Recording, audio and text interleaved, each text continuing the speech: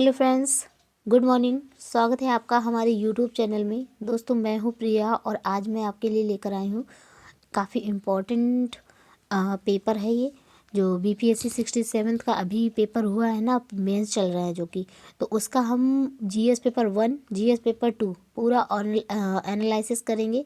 तो फ्रेंड्स, चलिए हम देख लेते हैं कि पेपर में कौन कौन से क्वेश्चन आए थे, ये सारी चीज़ें हम देख लेते हैं।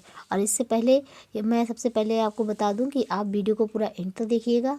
चैनल पे नए हैं तो चैनल को ज़रूर सब्सक्राइब कीजिएगा, अपने जो फ्रेंड्स हैं उनको भी शेयर कीजिएगा। तो फ्रेंड्स, चलिए देख लेते हैं यहाँ पे। तो फ्रेंड्स, खंड 1, ठीक है, सेशन 1 में आप देख सकते हैं यहाँ पे क्वेश्चन नंबर 1 है हमारे सामने। तो इसमें आप देख सकते हैं भारतीय राष्ट्रीय कांग्रेस की स्थापना के लिए, ठीक है, भारतीय राष्ट्रीय कांग्रेस की स्थापना के लिए उत्तरदायी कारकों का उल्लेख कीजिए। प्रारंभिक राष्ट्रवादियों के प्रति ब्रिटिश नीतियों की चर्चा करनी थी आपको, ठीक है। तो ये क्वेश्चन जो है आपका आया था क्वेश्चन नंबर 1। और यहाँ पे देखिए ऐसे क्वेश्चन नंबर 2 जिसमें आपका आया था 1857 और 1947 के मध्य बिहार में पाश्चात्य एवं तकनीकी शिक्षा के विस्तार के क्रम को अनुरेखित करना था आपको, ठीक है। हमारा थर्ड क्वेश्चन है, एक प्रतिष्ठित राष्ट्रीय नायक के रूप में जो महात्मा गांधी जी हैं, तो इनके उदय के लिए उत्तरदायी कारकों का आलोचनात्मक आपको विश्लेषण करना था। उसके बाद में क्वेश्चन नंबर 4, 1942 के भारत छोड़ो आंदोलन पर निबंध लिखना था आपको। 1942 के भारत छोड़ो आंदोलन पर आपको एक निबंध लिखना था। और क्या यह एक अनायास ही होने वाला आंदोलन था, तो इसके बारे में आपको निबंध लिखना था, ठीक है। यहाँ पे चलिए क्वेश्चन नंबर 5 देख लेते हैं यहाँ पे। तो फ्रेंड्स, यहाँ पे पेजेस थोड़ा ऊपर नीचे हो गए हैं, तो हम क्वेश्चन नंबर 5 देख लेते हैं। मौर्यकालीन कला की प्रमुख विशेषताओं का वर्णन करना था आपको। उसके बाद में जो ये मौर्यकालीन है, ये पेपर में हर बार इसका कोई ना कोई क्वेश्चन जरूर आता है, ठीक है। तो यहाँ से टॉपिक को देख लीजिए आप लोग। उसके बाद में जो भी कैंडिडेट्स हैं, जो भी 68 के लिए प्रिपरेशन कर रहे हैं और सोच रहे हैं मेंस में भी पार्टिसिपेट करेंगे, मेहनत करेंगे तो प्री निकाल के, तो वो लोग ज़रूर देखें ध्यान से, ठीक है। निम्नलिखित में से किन्हीं 2 पर संक्षिप्त टिप्पणी लिखनी थी आपको। तो यहाँ पे देख सकते हैं आप संथाल विद्रोह और चंपारण सत्याग्रह, ठीक है, और रविन्द्रनाथ टैगोर का स्वतंत्रता आंदोलन में योगदान क्या था। तो ये तीनों चीज़ों में से कोई दो पर आपको संक्षिप्त टिप्पणी लिखनी थी, ठीक है। उसके बाद में फ्रेंड्स, यहाँ पे देखिए क्वेश्चन नंबर 7 जो ये है, तो फ्रेंड्स देख सकते हैं क्वेश्चन नंबर 7 आपके सामने है। क्वाड की उत्पत्ति, सदस्यता, विकास और उद्देश्यों का वर्णन कीजिए। भारत के लिए इसका क्या महत्व है, ठीक है। क्वेश्चन नंबर 8 देख लेते हैं यहाँ पे। तो फ्रेंड्स, यहाँ पे क्वेश्चन नंबर 8 प्रश्नों की जो संख्या है ना, ऊपर नीचे हो रखी है।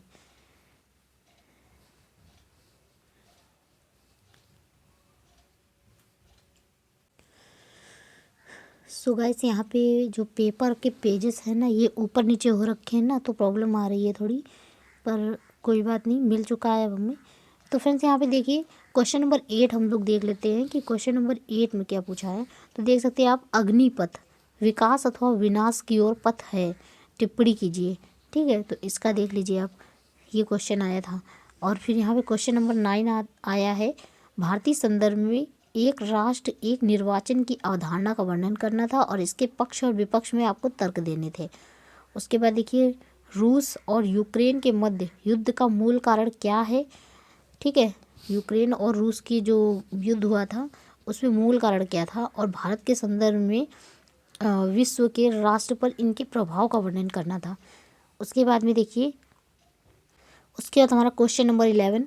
तो यहाँ पे आप देख सकते हैं, प्रायः यह आरोप लगाया जाता है कि सत्ताधारी दल अपने निहित स्वार्थों हेतु संवैधानिक संस्थाओं का दुरुपयोग करता है। तो क्या आप इस मत से सहमत हैं?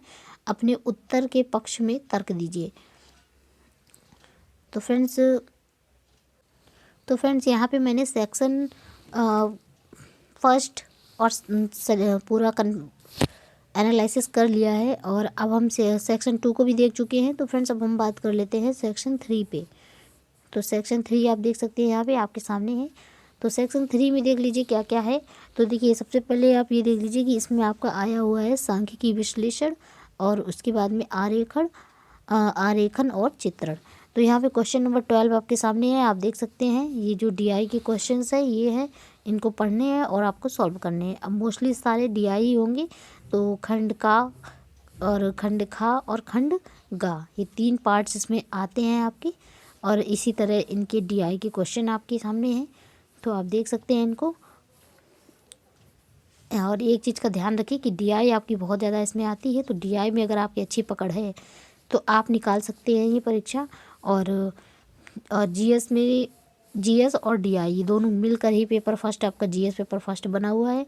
तो इन सब चीज़ों का आप ख्याल रखिए और पढ़ते रहिए। चलिए मिलते हैं आपको नेक्स्ट वीडियो में। तो फ्रेंड्स यहाँ पे हम जीएस पेपर 2 को भी देख लेते हैं। तो फ्रेंड्स यहाँ पे आपके सामने जीएस पेपर 2 है। अब पेपर के क्वेश्चंस देख लेते हैं। तो खंड फर्स्ट यानी कि 1 है खंड का, जिसे सेक्शन 1 बोल रहे हैं। तो देखिए यहाँ पे भारतीय संसद, क्वेश्चन नंबर 1 है हमारा, भारतीय संसद स्वायत्त विधानमंडल नहीं है और इसकी शक्तियाँ विशाल तो है पर असीम नहीं है। तो इस कथन पर आपको टिप्पणी कीजिए और इस पर प्रकाश डालिए कि भारतीय संसद की तुलना उसके ब्रिटिश समक्ष से क्यों नहीं की जा सकती। ठीक है, क्वेश्चन नंबर 2 देख लेते हैं। बिहार के विशेष संदर्भ में भारत में केंद्र राज्य संबंधों की समस्या और भविष्य में इसकी संभावनाओं की, ठीक है, संभावनाओं की चर्चा कीजिए। जांच कीजिए कि सहकारी संघवाद के अनुरूप समस्या को रचनात्मक रूप से कैसे संभाला जा सकता है। ठीक है, क्वेश्चन आप देख सकते हैं यहाँ पे किस तरह के question Bihar PCS mains put up करता है। और भारत में क्षेत्रीय राजनीतिक दलों के उदय का वर्णन कीजिए। क्या आपको लगता है कि क्षेत्रीय आकांक्षाओं और एक राष्ट्रीय एकता को संतुष्ट करने के लिए क्षेत्रीय राजनीतिक दलों का अस्तित्व अच्छा है? अपने उत्तर के समर्थन में तर्क देना था इसमें। उसके बाद में हमारा क्वेश्चन नंबर 4 है। तो फ्रेंड्स क्वेश्चन नंबर 4 है, एक स्वतंत्र न्यायपालिका जिसे न्यायिक समीक्षा की शक्ति प्राप्त है भारत के संविधान की एक प्रमुख विशेषता है। तो क्या आपको लगता है कि न्यायिक सक्रियता ने सर्वोच्च न्यायालय की शक्तियों को और बढ़ा दिया है? उदाहरण सहित आपको समझाना था। तो फ्रेंड्स यहाँ पे आप खंड सेकेंड देख लेते हैं, यानी कि सेक्शन 2 की हम बात करने वाले हैं। तो फ्रेंड्स सेक्शन 2 का हमारा 5 नंबर क्वेश्चन है आपके सामने। बिहार में औद्योगिक विकास का चित्र प्रस्तुत कीजिए तथा भारत के औद्योगिक विकास से तुलना कीजिए। इस राज्य में औद्योगिक पिछड़ेपन के कारणों को इंगित कीजिए तथा स्थिति को सुधारने के लिए बिहार सरकार द्वारा उठाए गए हालिया सुधारात्मक कदमों का वर्णन कीजिए। अब हमारे पास क्वेश्चन नंबर 6 है आपके सामने। यह कहा जाता है कि जीविका BRLPS महिला सशक्तिकरण का औजार है और इस परियोजनाओं का परिचय दीजिए और इसके उद्देश्यों का वर्णन कीजिए। बिहार में महिला सशक्तिकरण के संदर्भ में जीविका परियोजना, ठीक है, जीविका परियोजना की भूमिका का मूल्यांकन आपको करना है। ठीक है, उसके बाद में क्वेश्चन नंबर 7 है आपके सामने। तो फ्रेंड्स आप देख सकते हैं यहाँ पे क्वेश्चन इंग्लिश और हिंदी दोनों में दे रखे हैं। यदि आप हिंदी मीडियम से हैं तो आप हिंदी यूज कर सकते हैं, और अगर आप कोई इंग्लिश मीडियम से हैं और इंग्लिश में क्वेश्चन का आंसर दे सकते हैं। तो नीति आयोग के स्वास्थ्य सूचकांक 2021 के अनुसार भारत 19 बड़े राज्यों में से बिहार का स्थान है आपका 18वां।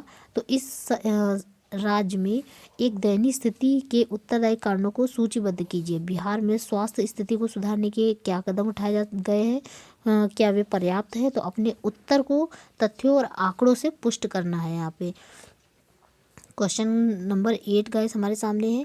तो फ्रेंड्स आप देख सकते हैं क्वेश्चन नंबर 8, बिहार राज्य में विधान प्रमुख प्राकृतिक संसाधनों के नाम लिखने हैं। इनमें कहीं दो तो को चुनिए तथा उन क्षेत्रों को दर्शाइए जहां ये पाए जाते हैं और बिहार के आर्थिक विकास में इनके महत्व का वर्णन भी करना है यहाँ पे। तो फ्रेंड्स खंड गा बोल सकते हैं यहाँ पे आप, या फिर सेक्शन 3 बोल सकते हैं। तो शुरू हो चुका है। तो क्वेश्चन नंबर 9 उसका हम देख लेते हैं यहाँ पे।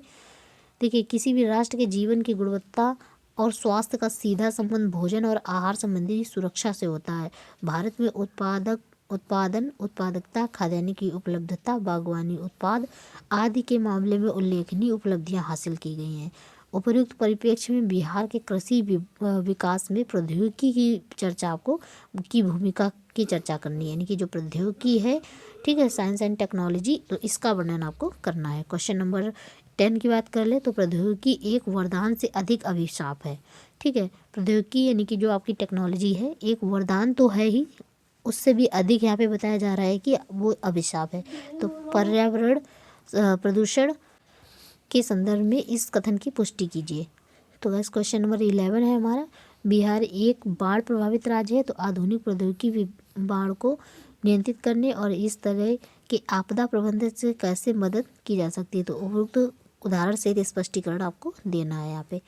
क्वेश्चन नंबर 12 है आपके सामने, जिसमें टेक्नोलॉजी में लोगों के जीवन को बेहतर बनाने की विशाल क्षमता है, तो उपयुक्त उदाहरणों के साथ कथन की पुष्टि करनी है। तो वीडियो हमारा यहाँ पे ख़त्म हो चुका है फ्रेंड्स। यहाँ पे आपका क्वेश्चन नंबर 12 तक मैंने देखा कि सारे क्वेश्चन जो हैं टोटल साइंस से रिलेटेड हैं, तो साइंस एंड टेक्नोलॉजी और उसके साथ ही जो बिहार की लेटेस्ट अभी परियोजनाएं चल रही हैं, ठीक है, तो ये सारी चीज़ों पर ये आपका वीडियो है और इसमें आपको मोस्टली साइंस एंड टेक्नोलॉजी और करंट अफेयर पे महत्व पूरा फोकस करना पड़ेगा। तो फ्रेंड चलिए मिलते हैं आपसे नेक्स्ट वीडियो में, और आज का जो पेपर होगा हिंदी का उसके एनालिसिस के साथ। चैनल पे नए हैं तो चैनल को ज़रूर सब्सक्राइब करें, वीडियो को एंड तक देखेंगे। चलिए, जय हिंद।